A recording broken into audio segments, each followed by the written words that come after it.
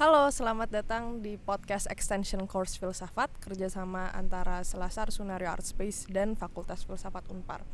Kali ini tidak terasa kita udah sampai di episode kelima dengan tajuk Love in the Technological Age, dan kita lagi ada di Balai Handap nih sekarang. Perkenalkan, aku Kanisa, aku selaku host hari ini, dan aku juga tidak sendiri karena hari ini aku ditemani dengan Mbak Eca sebagai narasumber kita hari ini. Halo. Dan juga Kak Afifah sebagai co-host. Halo. Ya. Jadi sebelumnya nih Kak Afifah, kita kan sempat ngobrol-ngobrol ya sama Pak Rudi Setiawan. Betul. Soal apa tuh kan Mengenai kemarin? The Art of Loving. Oh gitu, seni mencintai ya? Seni mencintai, iya. Dan hari ini mungkin perbincangan itu akan kita bawa ke persoalan yang lebih luas ya gitu. Mungkin mencakup lingkungan atau environment kita. Yaitu the technological age itu sendiri. Jadi Mbak Eca, apa sih itu love in the technological age, dan sebenarnya relevansi cinta dan teknologi ini pada kita ya sehari-hari ini, zaman ini gitu, gimana? Oke. Kalian kalau ngebayangin teknologi kayak apa sih? Kayak mic yang ada di depan saya. Tahu bulat yang suka lewat itu masuk ya? Iya, betul. Itu juga. Ini juga nih kabel-kabel ini Yang juga. berantakan. Ya, kita kadang kalau ngebayangin teknologi tuh membayangkan sesuatu yang advance gitu ya, mutakhir, gadget dan lain-lain gitu. Tapi sebetulnya teknologi sendiri kan tools yang dipakai selama peradaban manusia gitu. Lalu mungkin pertanyaannya adalah apa sih bedanya si teknologi di era sebelumnya dengan kondisi sekarang yang teknologi udah termasuk di dalamnya misalnya internet gitu ya, kita kenal istilah dunia virtual. Di era sekarang cinta tuh seperti apa sih gitu ya. Aku mencatat setidaknya ada 3 hal yang menunjukkan keterkaitan antara cinta dan teknologi gitu ya. Pertama, teknologi itu mempromosikan konsep cinta, termasuk di dalamnya cinta yang ideal itu seperti apa sih gitu ya. Kalau kita nonton film Hollywood, mungkin kita akan ngelihat orang kalian ingat film Her mungkin ya? Iya. Pernah nonton. Atau bahkan sebelum ada film yang menggambarkan hubungan manusia dengan teknologi yang advance, kita melihat bagaimana misalnya di film Hollywood seorang laki-laki misalnya berlari kemudian mengejar si perempuan yang disukainya gitu, seperti film Julia Roberts misalnya ya, si Pretty Woman gitu. Kita dapat gambaran cinta tuh seperti apa gitu lewat teknologi, misalnya pada saat itu ya film ya. Lalu yang kedua adalah teknologi itu menjadi semacam jembatan. Ya, di zaman sekarang misalnya kita kenal media sosial, lalu kita kenal istilah yang baru tuh online dating gitu ya, atau orang sering nyebut dating apps. Mungkin Kokon pengguna salah satu. Wah, saya kebetulan tidak berani ya menggunakan dating apps, kenapa gitu. Tapi salut sih buat yang bisa menggunakan dating apps. Betul. Terus. Atau minimal kita lewat WhatsApp itu kan bentuk kita memelihara relasi gitu ya antar manusia. Ya, itu menjadi penghubung hubungan antara satu orang dengan orang lainnya gitu ya, terlepas dari apakah bentuk cintanya, apakah romance asmara gitu atau misalnya hubungan keluarga gitu ya. Lalu yang ketiga, teknologi itu karena kemampuannya untuk record katakanlah, mengubah dunia real yang kita alamin sekarang, realitas 3 dimensi kita ini menjadi screen kita gitu ya, 2 dimensi ya, gadget kita ini. Teknologi tuh bisa menampilkan macam-macam wajah atau manifestasi dari cinta yang konsep cinta yang ideal itu. Iya gitu ya, misalnya orang sering kenal sekarang istilah relationship goal gitu ya, atau pasangan yang dianggap ideal, atau apa sih yang harus dilakukan pasangan gitu kan. Biasanya orang sering muncul artikel kayak semacam itu. Posting di Instagram museum date, terus itu jadi ini kan, dan disasar boleh sih ya? museum date-nya. Betul. Disasar iklan. Sedikit. Bahkan termasuk ke yang sangat destruktif sekalipun gitu. Kita setiap hari ngelihat ada berita misalnya kekerasan di dalam hubungan, termasuk KDRT.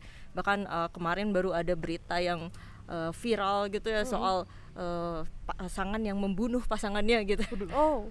Itu kan bentuk cinta yang bahkan secara harafiah mematikan gitu. Dan karena kita punya banyak referensi lewat teknologi, kita jadi punya gambaran bagaimana cinta itu tidak selalu positif gitu ya. Kita kan selalu membayangkan cinta itu sesuatu yang sangat mulia gitu ya, kebajikan gitu. Tapi sebetulnya teknologi membantu kita menyadari bahwa ada spektrum yang luas dalam cinta gitu ya, termasuk yang destruktif dan dalam tanda kutip mematikan tadi gitu. Ada sisi lainnya berarti ya, dari cinta betul, itu sendiri ya, yang betul. kemudian tuh dicoba untuk ditampilkan melalui tools teknologi ini tadi ya. Mungkin Afifah sempat ngelihat berita beberapa hari ini soal banyak orang yang merasa marriage is scary gitu. Oh iya, iya. Bahkan tuh kan kalau saya nggak salah itu tingkat kecenderungan generasi kita Z ya, berarti Z. kita.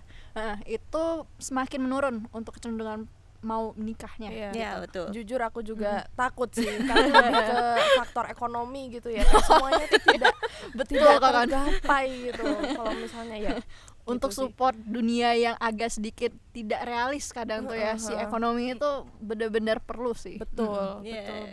Di sisi itu kan jadi paradoksal gitu ya, kita di satu sisi membayangkan ada hubungan yang romantis, yang ideal, yang relationship goal gitu ya.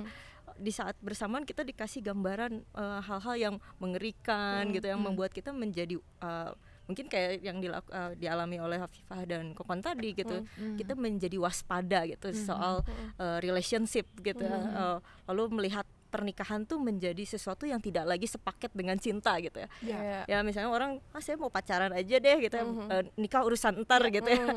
Banyak yang mengalami hal seperti itu juga. Jadi orang mulai mempunyai gambaran yang mungkin agak berbeda gitu ya dengan era sebelumnya.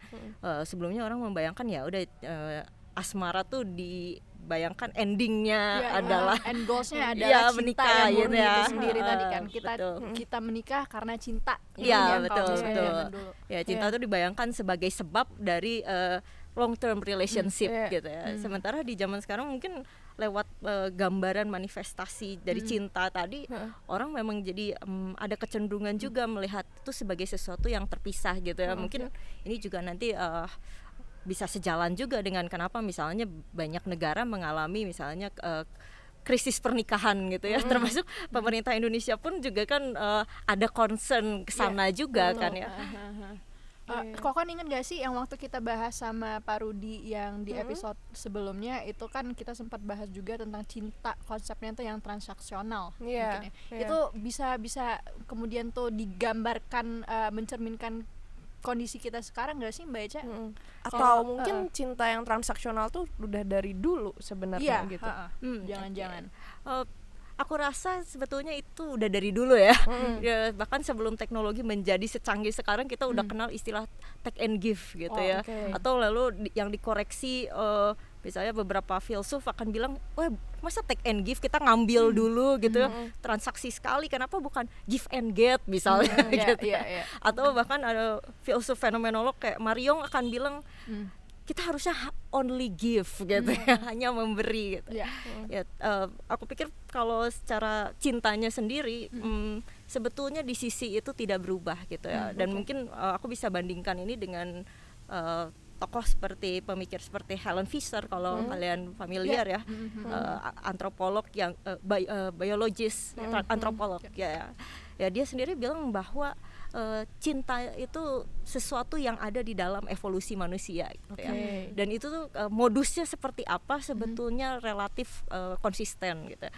Dan misalnya kita jatuh cinta nih, area otak yang aktif ketika di MRI itu sama aja gitu ya. Lalu hormon apa sih yang aktif? Ya itu kayak sama juga. Kayak dopaminnya katanya meningkat ya kalau misalnya secara neuro ini science. Ya betul, itu ya konsisten gitu ya. Cuma memang lewat teknologi yang advance zaman sekarang, cara kerjanya yang mungkin berubah gitu ya. Aku membayangkan mungkin kalau dulu gitu di era sebelumnya waktu teknologi belum terlalu canggih gitu, kan salah satu yang khas dari misalnya dunia internet adalah kemampuannya untuk keluar dari batas-batas ruang fisik gitu ya, termasuk tubuh fisik kita ya. Kalau dulu mungkin kita akan kenalan sama orang yang ada di lingkungan terdekat kita gitu. Entah satu lingkungan kerja misalnya sampai ada lagu pacar 5 langkah itu untuk menunjukkan betapa dekatnya secara geografis gitu ya. Tapi dekat secara geografis kan kok. Maaf jauh, saya jauh ya gitu. Kok kan kebetulan Mbak pejuang ini LDR aku juga. Pejuang LDR ini mungkin mungkin mengalami bagaimana teknologi ini sangat membantu sih. Betul. Membantu menjembatani gitu. Jadi kita keluar dari batas-batas ruang fisik dan misalnya pakai contoh dengan dating apps gitu. Dulu kita misalnya kemungkinan kita kenal orang hanya dibatasi oleh fisik kita di mana. Tapi dengan teknologi yang sekarang kita bisa berkenalan dengan lebih banyak orang gitu. Dan ini di saat bersamaan adalah sebuah kesempatan deh, kita punya opsi yang lebih luas. Kita bisa kenalan dengan orang yang mungkin kalau dalam hidup kita sehari-hari kita nggak bisa temuin gitu. Tapi dengan medsos misalnya, dengan aplikasi chatting, misalnya kayak Kokon tadi gitu, kita bisa maintain hubungan, atau misalnya dengan dating apps kita bisa berkenalan dengan orang di luar jangkauan tubuh kita itu. Dan itu yang mungkin membuat kita punya kesempatan lebih besar, dan kesempatan ini bisa di satu sisi bisa dalam arti akhirnya kita jadi bingung sih milih yang mana gitu ya. Atau mungkin di sisi yang lain juga mungkin akan menimbulkan semacam sensasi bahwa ya udah mati satu tumbuh 1000, kita tinggal swipe kanan swipe kiri lagi aja gitu. Tapi kalau kayak gitu sebenarnya ada kecenderungan kemudian cinta itu tuh sifatnya tuh sangat singkat gitu nggak sih Mbak? Kalau dengan kehadiran dating apps dan segala macam kan di mana kita sekarang itu kan serba fast pace manusia pergerakannya. Dan kalau misalnya disambungin dengan misal Kokon kayak contohnya kan Kokon LDR jadi Kokon ya jadi contoh. Selain jadi host saya jadi host hari ini. Jadi itu kan kalau misalnya di kasusnya Kokon nih dia LDR kan. Kalau kita familiar juga sama yang namanya love language kan, ada 5 ya atau 4? 5. Kokon ingat nggak? Konon ada 5 ya kononnya. Nah kalau misalnya konsepnya LDR itu kan semua komunikasi itu terbantu karena adanya teknologi. Nah kemudian gimana sih kalau misalnya misal manusia itu kan juga sebenarnya longing for touch ya, kayak ada sensorik juga kan, kita nggak cuman yang love language physical touch tuh gimana itu gitu. Kayak gimana tuh Mbak? Oke. Masalahnya adalah bahkan LDR pun atau long distance marriage tidak untuk semua orang gitu. Wow. Tidak semua orang punya kemampuan untuk maintain itu gitu. Bisa balik ke tadi statement aku sebelumnya. Misalnya dengan teknologi sebagai jembatan tadi, pada akhirnya kan teknologi hanya membantu sebagai tools gitu ya. Tapi tetap kita butuh effort, kita butuh bekerja keras untuk maintain hubungannya gitu. Misalnya di dating apps kita match sama seseorang lewat interestnya mungkin sama, hobinya atau sama. Tapi misalnya setelah ngobrol, kayaknya nggak cocok deh gitu. Tetap aja tetap ada harus naturalnya gitu. Tetap aja ada deep connection, meaningful conversation gitu ya. Itu tetap sesuatu yang penting gitu. Dan aku membayangkan mungkin orang yang love language ya physical touch gitu, atau quality time misalnya aku sempat misalnya pernah dengar beberapa orang bilang kayaknya aku nggak akan mungkin bisa LDR karena love language aku itu gitu. Begitu physical touch dan quality time-nya tidak terjadi gitu langsung ada perasaan tuh memudar atau semacam itu. Jadi tetap kita butuh sesuatu yang tadi yang berjalan sepanjang segala zaman tadi gitu ya. Manusia tetap butuh koneksi yang mendalam, ada percakapan yang meaningful untuk untuk terus maintain hubungan gitu ya. Bahkan misalnya physical touch itu kan juga mempengaruhi misalnya kemunculan hormon oksitosin gitu. Ya itu kan juga sesuatu yang ya natural saja gitu ya. Walaupun memang sekarang dengan teknologi LDR, LDM, kita misalnya kenalan dengan banyak orang gitu ya di entah di dating apps, lewat online dating misalnya. Ya tapi tetap ada limitasi juga gitu ya kan. Misalnya dating apps membantu kita bertemu dengan orang gitu ya. Kalau dulu kan kita pasif tuh.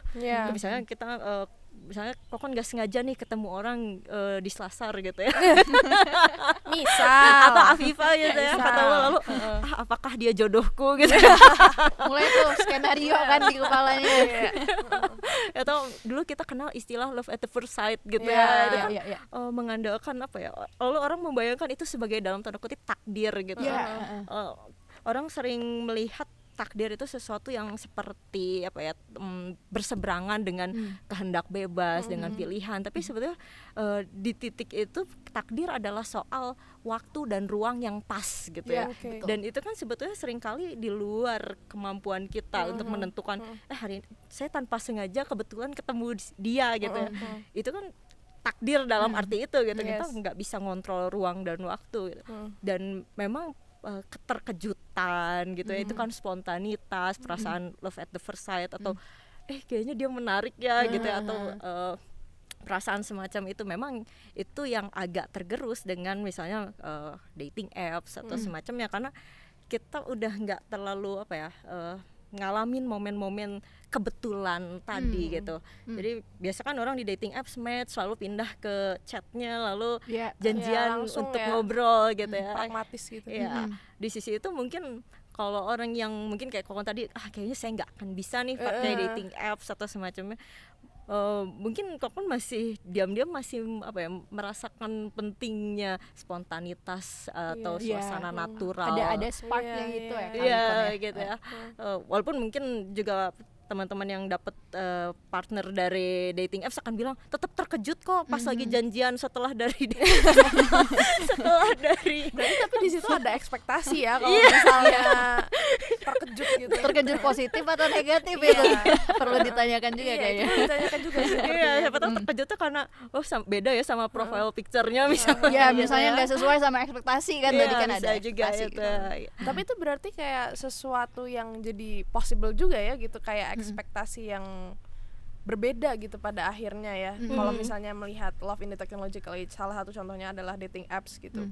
Nah, ya itu kayak gimana ya? Kayak gimana kemudian si realita ini tercermin dari si technological age ini, kayak ada sesuatu yang akhirnya kan mungkin bisa jadi dianggap sebagai ada ilusi tertentu nih akhirnya yang dibangun gitu loh dengan keberadaan dating apps ini gitu. Nah, impact-nya tuh gimana sih gitu? Nyambung sama yang statement aku yang sebelumnya gitu. Walaupun misalnya sepintas si dating apps ini kayak dia menghilangkan spontanitas, suasana natural bertemu dengan orang gitu. Tapi di saat bersamaan dia menunjukkan bagaimana manusia di era ini, di abad 21 ini punya keaktifan dalam mencari pasangan gitu ya. Kalau dulu kan kita hanya bisa pasrah gitu ya, menerima takdir tadi yang nggak sengaja ketemu gitu ya, segala kebetulan. Tapi sekarang kita aktif mencari gitu. Aktif mencari itu bisa dikonotasiin kita butuh gitu ya Mbak, needs, atau pada dasarnya tuh kayak itu kan pada mungkin tuh basic needs manusia ya gitu kan.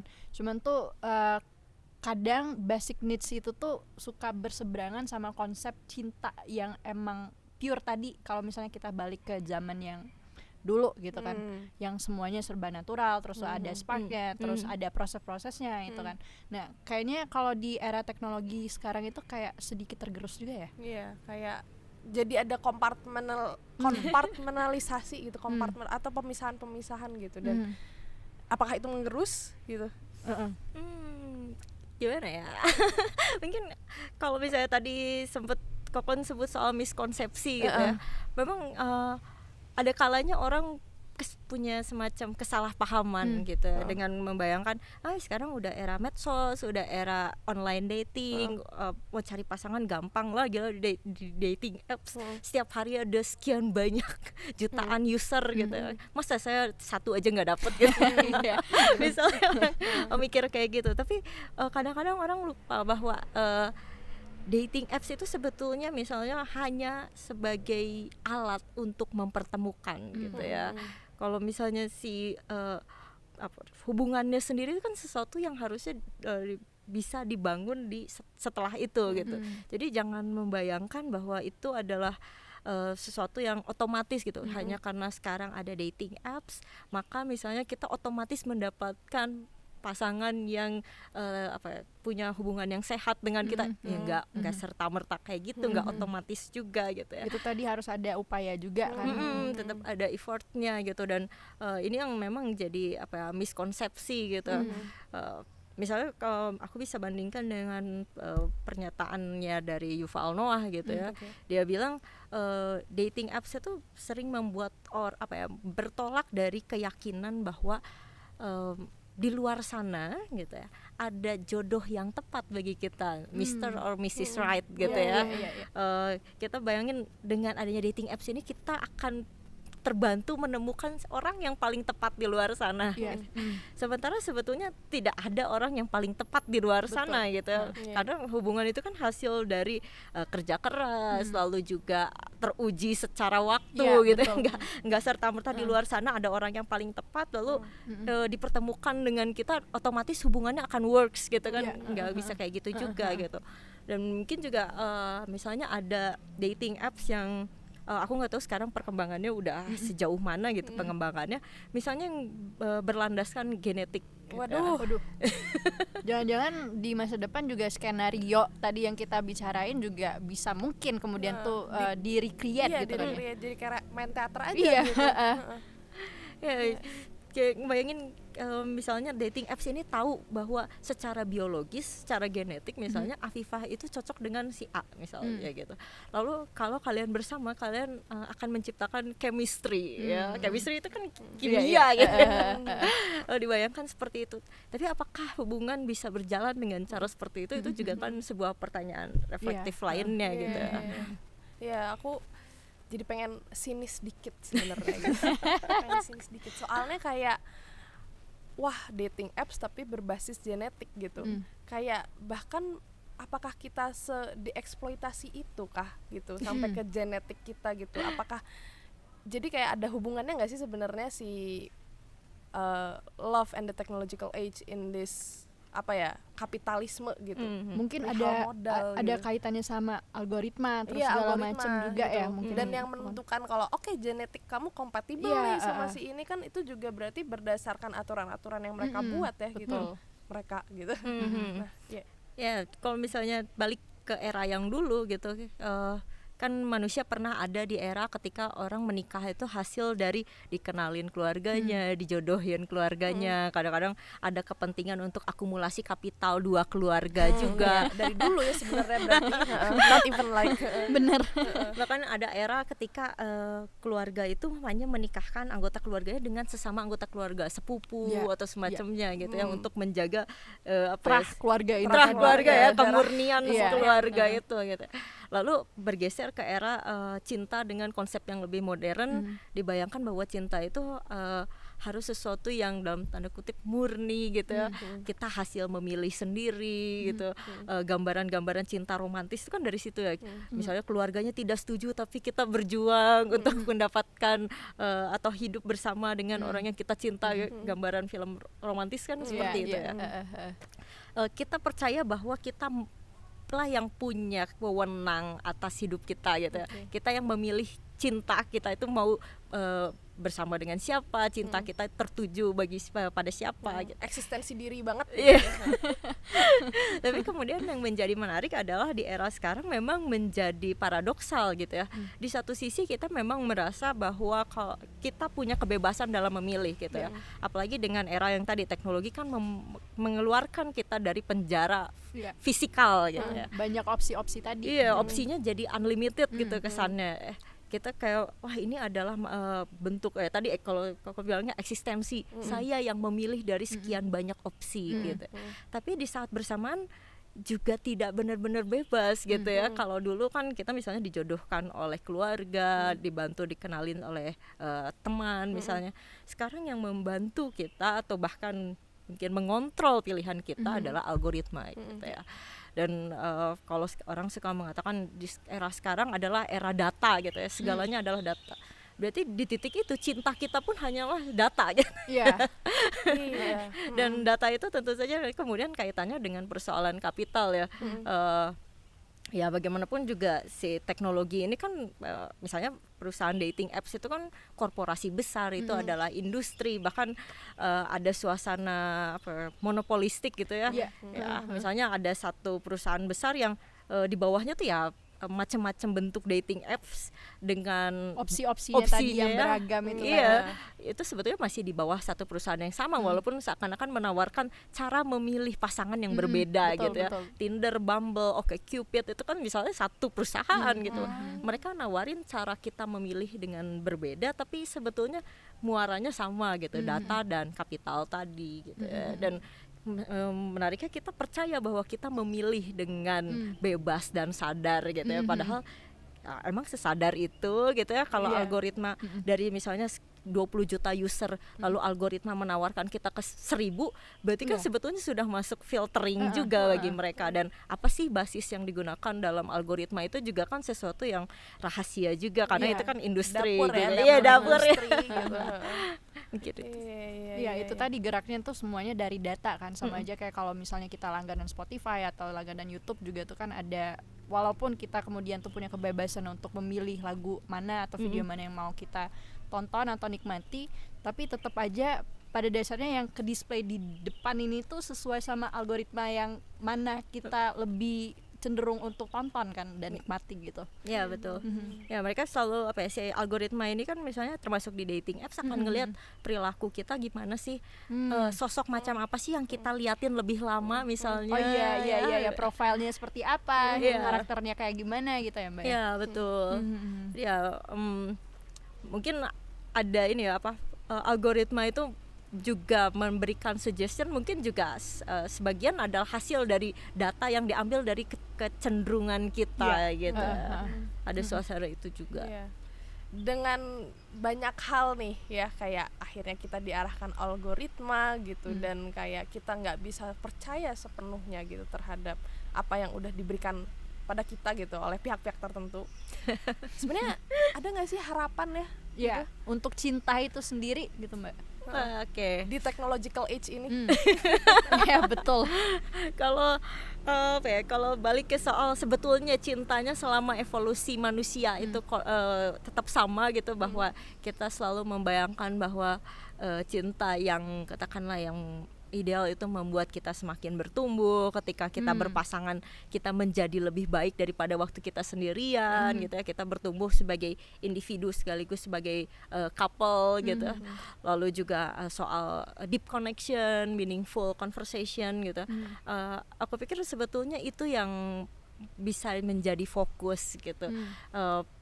Kita memilih misalnya Afifah bertemu dengan seseorang di dating apps, ya itu sebagai jembatan tadi, sebagai cara untuk bertemu, memperluas kemungkinan dari lingkungan yang dialami Afifah setiap hari gitu, punya opsi yang lebih banyak, tapi fokus juga pada apa yang penting sih dari hubungan tadi. Dan ketika misalnya nanti sudah berkomitmen, ya berarti ya harus bekerja keras untuk maintain si hubungannya gitu.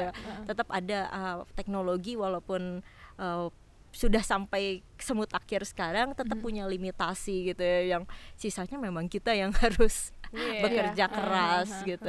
Dan ya jangan sampai jadi terkecoh juga bahwa ini karena ada teknologi itu adalah bypass atau solusi bagi semuanya, enggak gitu juga gitu. Tetap kitanya yang harus bekerja keras, harus tetap punya kalau bahasanya Eric Fromm tuh punya empati itu, juga satu sama lain gitu ya. Atau misalnya tadi fenomenolog kayak Mariong bilang only give gitu ya, perasaan nggak hitung-hitungan gitu ya, bukan transaksional gitu. Kayak yang waktu kita diskusi sama Pak Rudi juga tuh kan Eric Fromm juga sempat bilang kan kalau misalnya cinta yang menurut Eric Fromm sendiri itu adalah cinta konsep yang diupayakan dan nggak ada give and take gitu. Maksudnya dalam artian kita memberi dan memberi, tapi nggak mengharapkan adanya balasan. Itu nanti kemudian tuh gimana sih itu bisa nge-reflect ke kita sendiri. Kalau misalnya nggak pun ya udah, itu cinta gitu koridornya. Jadi emang harus ada upaya dan usaha segala macam itu tadi sih. Jadi kayak mungkin kita bisa simpulkan kalau misalnya di technological age ini kita tetap harus touch some grass gitu ya. Betul. Kita harus berada di alam-alam seperti ini. Betul itu. Iya begitu ya. Oke, mungkin hari ini kita sekian dulu nih podcastnya gitu ya. Gitu.